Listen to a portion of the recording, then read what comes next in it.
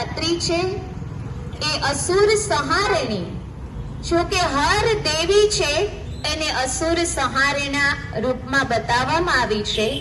એટલે માતા પાર્વતીને શિવના ચરણોમાં શક્તિ રૂપે સ્થાન પ્રાપ્ત થયું.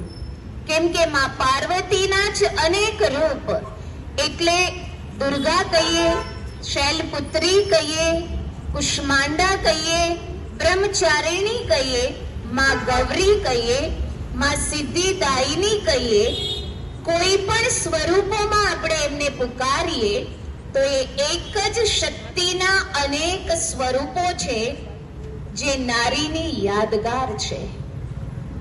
કેમ કે સૃષ્ટિનું સૃજન પણ નારી દ્વારા જ સંભવ છે.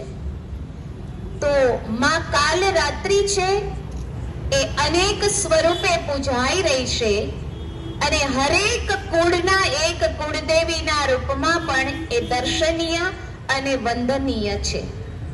જ્યારે જ્યારે સૃષ્ટિ ઉપર મહિષાસુર, શુંભ અને નિશુંભ, ચંડ અને મુંડ, રક્ત બીજ આવા જ્યારે આસુરી વૃત્તિના માનવો જન્મ ધારણ કરી અને આસુરી વૃત્તિઓ ફેલાવવાનું કાર્ય કરે છે, ત્યારે ત્યારે સૃષ્ટિ ઉપર આવી શક્તિઓની જરૂરત પડે છે અને ત્યારે ત્યારે મનુષ્ય શક્તિઓની આરાધના અને વંદના કરે છે.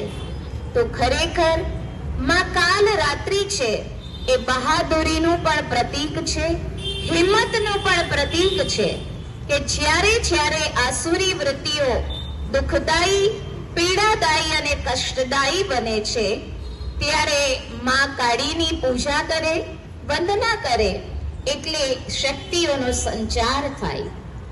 તો માં કાલીને કાલી રૂપમાં શા માટે બતાવવામાં આવ્યા? ખરેખર માં ગૌરી છે, ગૌર વર્ણ, એના જ અનેક સ્વરૂપ, તો પછી કાળી રૂપમાં શા માટે?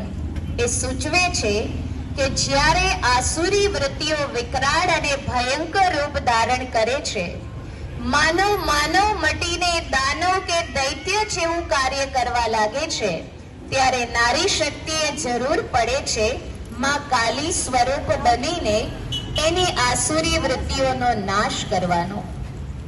તો વર્તમાન સમય આપણને